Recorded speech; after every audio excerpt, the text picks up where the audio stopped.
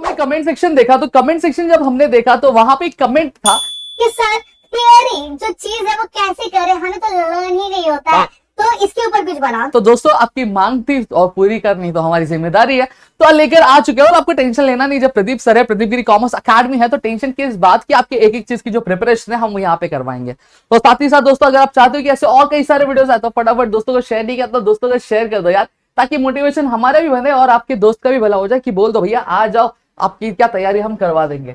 अब यहां पे ध्यान दो, थ्योरी क्वेश्चंस लर्न नहीं होते। मैं आपको दो चीज यहां पे देखता हूं। देखो सबसे पहली चीज नॉन इकोनॉमिक एक्टिविटी और इकोनॉमिक एक्टिविटी, ये आप यहां पे कर लो। नॉन इकोनॉमिक एक्टिविटी क्या होते हैं? Non economic activity are those human activities which are perform to satisfy personal needs. इसको हम लोग क्या बोलते हैं? नॉन इकोनॉमिक एक्टिविटी बोलते हैं, ये ध्यान रख लेना। इकोनॉमिक एक्टिविटी क्या होती है? एक ऐसी एक्टिविटी जो प्रोडक्शन में, डिस्ट्रीब्यूशन या फिर कंजप्शन में इन्वॉल्व रहती है मनी के लिए या फिर मनी वर्थ, तो उसे हम लोग क्या बोलते हैं? आपका इकोनॉमिक एक्टिविटी बोलते हैं। ये दो चीज क्लियर हो गई, ये फटाफट देख लेना कि non economic activity are those human activity which are preferred for to satisfy personal needs. Economic activities are involves production, distribution, consumption of good services and money. ठीक है, ये दो चीज क्लियर हुई। अब यहां पे देखो, मैं बोल रहा हूं आपने क्या पढ़ा? आपने सिर्फ दो टॉपिक पढ़ा, क्या? एक इकोनॉमिक एक्टिविटी और नॉन इकोनॉमिक एक्टिविटी। अब वो आपको देखो क्या क्या चीजों की आपकी तैयारी करवा रहा है। यहां पे ध्यान दो, यहां पे देखो, अब एक एक करके। यहां पे सबसे पहली चीज, give one word for phrase. अगर आपके एग्जाम में क्वेश्चन आएगा तो कितना मार्क्स खिलाएगा? 1 मार्क्स खिलाएगा। तो यहां पे देखो क्या दिया है? A regular activity which is concerned with production and distribution of goods and services for profits, इसको क्या बोलेंगे? इसको आप लोग बिजनेस बोलेंगे। ठीक है, नीचे वाला देखेंगे, human activities that are conducted for earning money.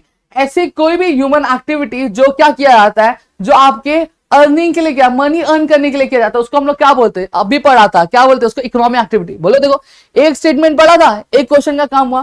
फिर उसके बाद अगर मैं बात करूं तो और यहां पे देख लो क्या बोला? Business is an economic activity. Business क्या होता है? पैसे का लेन देन है, तो क्या ये इकोनॉमिक एक्टिविटी? हाँ है। देखो दो क्वेश्चन का काम हुआ कि नहीं हुआ? अब और आगे यहां पे अगर हम जाते हैं तो यहां पे अगर हमें और बात करें, अब यहां पे देखो एक और क्वेश्चन है, economic activities are those activities which are conducted to क्या? To earn money. लिख सकते हो कि नहीं लिख सकते? एक डेफिनेशन लर्न किया था, यहां पे देखो आपको 3 क्वेश्चन के काम हो गए। फिर एक और यहां पे बताते हैं, business is and dash. Business कैसी activity? Economic activity, non economic activity बोल सकते हो। प्रेजेंस ऑफ माइंड यूज करो, फटाफट कमेंट सेक्शन में बताओ। देखो एक क्वेश्चन किया, कितने आंसर्स हो रहे कि नहीं हो रहे? अब और चलो यहां पे और नीचे चलेंगे। अब ये देखो वन सेंटेंस वाला, what is an economic activity? लिख सकते हो कि नहीं लिख सकते हो? लिख सकते हो। वहीं पे अगर मैं बात करूं, what is non economic activity? लिख सकते हो कि नहीं लिख सकते हो? लिख सकते हो। ठीक है, वही चीज और अगर मैं यहां पे बात करूं तो यहां पे आया देखो, business is a non economic activity. ये भी आप सही करके लिख सकते हो। बिजनेस क्या इकोनॉमिक है कि नॉन इकोनॉमिक? इकोनॉमिक एक्टिविटी है सर, लिखा। अब और नीचे चलो, और नीचे चलो, ये देखो क्या दिया है? Explain the following terms and concept, non economic activity. बताओ लिख सकते हो कि नहीं लिख सकते हो? लिख सकते हो ना। तो देखो यहां पे क्या कहा जा रहा है, यहां पे मेरे कहने का मतलब क्या है? मेरे कहने का मतलब बस दोस्तों यही है कि आप एक क्वेश्चन पढ़ के कई सारे क्वेश्चंस का आंसर क्या लिख सकते हो। इसको हम लोग क्या बोलते हैं? अगर इसको हम लोग हमारी भाषा में बोले तो इसको हम लोग 360 डिग्री माइंड मैप बोलते हैं। क्या बोलते हैं? 360 डिग्री माइंड मैप, इसे क्या बोला जाता है। और जब आप इस तरह से चीजों को पढ़ोगे तो मैं बट ऑब्वियसली बात बोलता हूं, मैं आप कम पढ़ के आप क्या कर सकते हो? ज्यादा से ज्यादा चीजों को क्या लिख सकते हो, उससे ज्यादा से ज्यादा चीजों में यूटिलाइज कर सकते हो।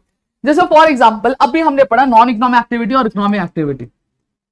ठीक है, हमने ये चीज पढ़ी। अब अगर इससे रिलेटेड अगर आपको शॉर्ट नोट्स आता है तो शॉर्ट नोट्स, या फिर अगर मैं बोल दूं आपको आता है एक्सप्लेन द कंसेप्ट आता है, आप लिख दोगे? हाँ सर लिख देंगे, क्यों नहीं लिखेंगे। फिलिंग द ब्लैंक्स आएगा, लिख दोगे? हाँ सर लिख देंगे। मैच द फॉलोइंग आएगा, लिख लोगे कि नहीं लिख लोगे? लिख लेंगे सर। अगर आया आंसर इन वर्ड आया, लिख लोगे कि नहीं लिख लोगे?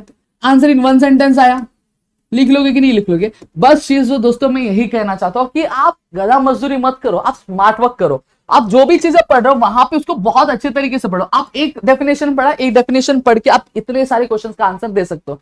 ये सामने ऑलरेडी मैंने प्रैक्टिकल करके आपको यहाँ पे बताया। जैसे फॉर एग्जांपल यहाँ पे चलो एक क्वेश्चन और मैं यहाँ पे फॉर एग्जांपल ले लेता हूँ। ठीक है, अब जैसे फॉर एग्जांपल मैंने ले लिया क्या,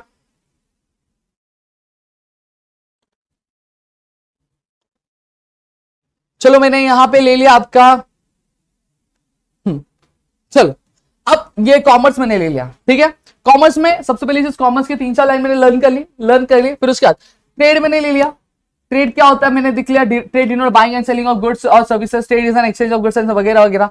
ट्रेड एक होम ट्रेड होता है और एक आपका इंटरनेशनल ट्रेड होता है, या फिर उसको हम एक्सटर्नल ट्रेड बोलते हैं। होम ट्रेड में होलसेल ट्रेड आता है, रिटेल ट्रेड आता है, फॉरेन ट्रेड में आपका इंपोर्ट एक्सपोर्ट और एंट्री पोर्ट आता है, ये सारी चीजें आती है। अब इतनी सारी आपने चीजें देख ली, अब देखो यहाँ पे क्वेश्चंस किस तरह से, आपने बस इतना चीज किया, कितना पढ़ा, 1 पॉइंट पढ़ा यहाँ पे, 2 पॉइंट यहाँ पे पढ़ा, बस 2 पॉइंट पढ़ के आप कितनी सारी चीजें कर ले रहे हो। यहाँ पे देखो, हाँ इसके ये सब टाइप्स है, वो अलग है, आपको देखना पड़ेगा थोड़ा सा। अब यहाँ पे मेरे साथ देखते जाना आपकी चीजें कितनी सारी हो जाती है। अब यहाँ पे ध्यान दो,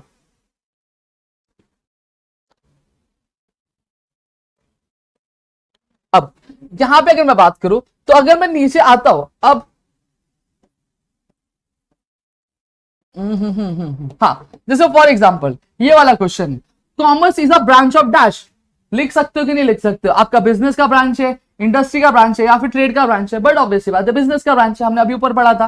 फिर उसके बाद और नीचे अगर हम लोग जाते हैं तो हम लोग क्या कर सकते हैं, अभी हमने इंडस्ट्री के बारे में नहीं पढ़ा तो ये चीज तो हम लोग नहीं लिख कर पाएंगे।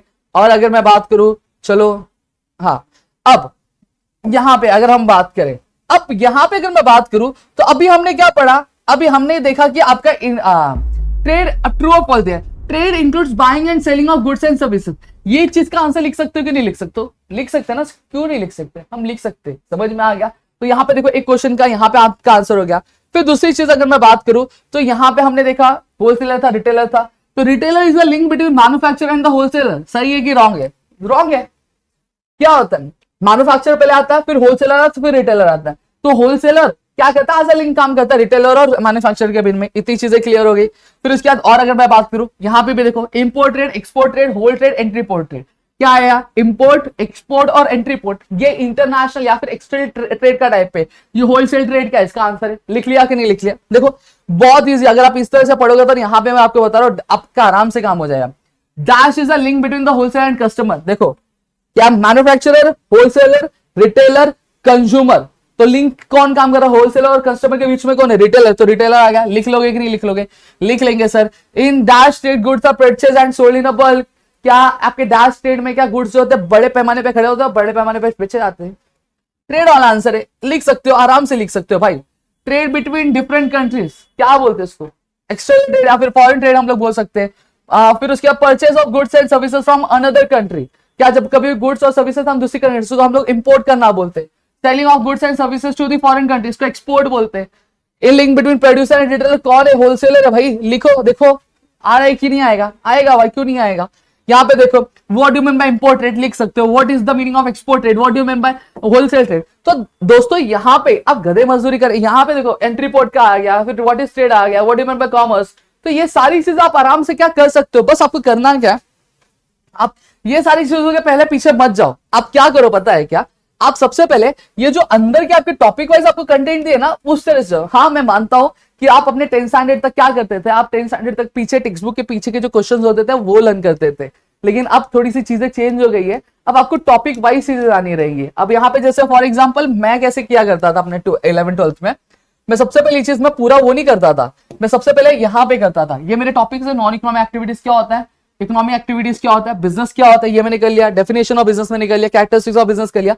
तो यहाँ पे मैंने सारी चीजें कर ली, तो अब वो वहां पे मैं क्या चीजें यूज कर सकता हूँ। अब मैंने इतना कर लिया, अब इतना करने के बाद अब उससे रिलेटेड जो क्वेश्चंस होते थे उसको मैं एक बार रीड मार लेता था। अब जो मैं रीड करता था तो मुझे वहां पे आंसर लिखने आता था। अब जैसे बिजनेस ट्रेड की मैंने चीजें पढ़ ली, ठीक है, अब ट्रेड में मैंने पढ़ा, अब आपको एग्जाम में क्वेश्चन है, ट्रेड में आपने पढ़ा रिटेल ट्रेड के बारे में, होलसेल ट्रेड के बारे में पढ़ा। फिर उसके बाद अगर मैं बात करूं आपने एक्सपोर्ट के बारे में पढ़ा, इंपोर्ट के बारे में पढ़ा, एंट्री पोर्ट के बारे में पढ़ा। आपको कितना 1 2 3 4 5 चीजों के बारे में आपने ट्रेड के बारे में पढ़ा, एक एक लाइन पढ़ी, ज्यादा नहीं पढ़ी। अब आपके एग्जाम में क्वेश्चन आ गया कि right a short note on trade, trade के ऊपर क्या एक शॉर्ट नोट लिखो या फिर एक्सप्लेन व्हाट इज ट्रेड। सबसे पहली चीज ट्रेड का मीनिंग लिख लोगे, हाँ लिख लेंगे। अब सर हमने होलसेल ट्रेड के बारे में पढ़ा था, हमने इंपोर्ट के बारे में पढ़ा था, हमने एक्सपोर्ट के बारे में पढ़ा था, एंट्री पोर्ट के बारे में पढ़ा था, हमने रिटेल के बारे में पढ़ा था। अब सबका अगर एक एक पॉइंट भी एक्सप्लेन करते हो तो मार्क्स मिलेगा कि नहीं मिलेगा, मिल जाएगा, आराम से मिलेगा, सही बात है। तो दोस्तों यही चीज करनी है कि कम पढ़कर 360 डिग्री माइंड मैप की तरह अगर पढ़ोगे इस तरह से तो आपके एक सवाल के साथ कई सारे जो जवाब है वो आपको क्या मिल जाएंगे। तो इसीलिए इसको 360 डिग्री माइंड मैप बोला जाता है, और इस तरह से चीजों को करोगे तो हो जाए। अब पॉइंटर्स की बात करता हूं। अब आप बोलोगे कि सर मुझे पॉइंटर्स लर्न नहीं होते। पॉइंटर्स का देखो कैसा फंडा है, मैं आपको क्लियर बताता हूं।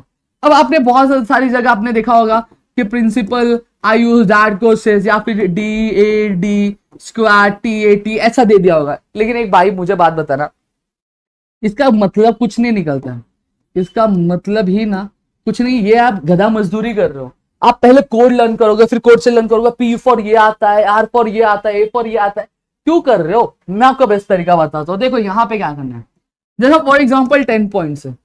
अब अंग्रेज जब गए भारत से तो उन्होंने बहुत सारी चीजें हमें सिखाई थी। उसमें से एक चीज, बहुत सारी नहीं एक्चुअली, एक ही चीज हम लोग यूज करते हैं उनकी, वो है डिवाइड एंड रूल वाली पॉलिसी। आपके 10 पॉइंट्स है तो आपको कौन बोल रहा है कि आप 10 पॉइंट्स एक साथ लर्न करो तभी आप पेपर में पास होगे? नहीं पास होगे। ये 10 पॉइंट है, 10 पॉइंट डिवाइड कर दो ना। 10 का पॉइंट का आपको 5 में डिवाइड, 1 2 3 4 5 5 पॉइंट में डिवाइड कर दो। अब 5 पॉइंट में 2 2 पॉइंट आ जाएंगे सब में।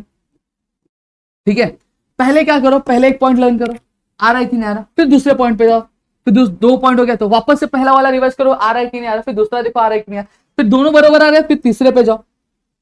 समझ में आया? फिर तीसरे पे गए, फिर तीसरा आ रहा है, फिर वापस से पहला दूसरा तीसरा रिवाइज करो, आ रहा है कि नहीं आ रहा, बिना देखे देखो आ रहा है, ओरल ले लो खुद का। फिर चौथे पे जाओ, चौथा लर्न करो, चौथा लर्न हो गया, फिर वापस पहला दूसरा तीसरा चौथा देखो आ रहा है कि नहीं आ रहा, और ऐसे करके जो साइकिल कंप्लीट करते जाओ। और यहाँ पे आपके जो 10 के 10 पॉइंट देखो आपको लर्न हो जाएंगे, एकदम गारंटी लर्न हो जाएगा। हम ऑफलाइन क्लास में ऐसे करते हैं, और मैं खुद भी जब पढ़ाई करता हूँ तो हम यहाँ पे इस तरह की जो ट्रिक्स है वो फॉलो करते हैं। तो यहाँ पे डिवाइड एंड रूल पॉलिसी हो गई। और दूसरी चीज, अब एक साथ कौन बोल रहा है कि पूरा का पूरा चैप्टर खत्म कर दो? अब जैसे अगर मैं आपको बताता हूँ, आपके टेक्स्ट बुक में जैसे पहले वाले चैप्टर में आपके 5 क्वेश्चन है, 5 टॉपिक है, तो आपको कोई नहीं बोल रहा है भाई कि ये पांचों के 5 क्वेश्चन एक ही दिन लर्न करके खत्म करो। एक काम करो ना, ये 5 क्वेश्चन है, ठीक है, आपके पास टाइम है अभी एग्जाम के लिए, अच्छा खासा एग्जाम के लिए टाइम, 5 क्वेश्चन है। अगर आपको लर्न होता है अच्छा खासा तो इन 5 क्वेश्चंस को 2 पार्ट में डिवाइड कर दो। ठीक है, एक दिन 1 क्वेश्चन, एक दिन 2 क्वेश्चन कर लो, एक दिन 3 क्वेश्चन कर लो, क्योंकि 5 क्वेश्चन हो जाएगा। या फिर नहीं लर्न होता, और भी गंदा हाल है तो, कि लर्न नहीं हो पाता, याद नहीं रह पाता, तो एक काम करो, ये 5 क्वेश्चन को 5 दिन में डिवाइड कर लो, रोज एक क्वेश्चन लर्न करो। बस एक काम और करना है, क्या करना मालूम है क्या? जब पहले दिन लर्न किया, फिर जब दूसरे दिन लर्न करने जा रहे हो ना, तो पहले वाला जो क्वेश्चन है पहले 10 मिनट रखेगा, उसको रिवाइज कर लेना, आ रहा है कि नहीं आ रहा है वो देख लो। फिर उसके बाद ये भी देख के लिख के भी देख लो कि भैया मुझे लिखने आ रहा है कि नहीं आ रहा है। फिर आगे फिर जाके क्या दूसरे क्वेश्चन पे क्या कूदना, उससे पहले कूदना मत। और साथ ही साथ जब आप वो क्वेश्चन लर्न कर ले रहे हो तो अपनी टेक्स्ट बुक खोलो। अब देखो उस टेक्स्ट बुक में उससे रिलेटेड कौन से क्वेश्चन है, अब वो क्वेश्चन भी क्या करते जाओ, रीड करते जाओ, देखो आ रहा है कि नहीं, फिर उसका जो हो जा रहा है फिर उसको टिक टिक टिक करते जाओ। और इस तरह से करोगे तो यहाँ पे मैं आपको बोल रहा हूँ आपकी थियरी बहुत अच्छी हो जाएगी, बहुत अच्छी हो जाएगी, और बहुत अच्छे से क्या लिख पाओगे। और यहाँ पे एक चीज आपको मैं बता दूं, already easy trick to learn वाली जो वीडियोस है वो आपकी पड़ी हुई डिस्क्रिप्शन में मैं लिंक भी दे देता हूं आपको, वहां से भी आप चेकआउट कर सकते हो। तो चलो दोस्तों, मिलेंगे हमारे नेक्स्ट वीडियो में, तब तक के लिए घर पर रहो, सुरक्षित हो। अगर और भी कुछ चाहिए तो प्लीज कमेंट सेक्शन में कमेंट जरूर करना। आपकी प्रदीप सर और प्रदीप सर की जो पूरी टीम है वो लगातार आपके लिए क्या बनी हुई है दोस्तों।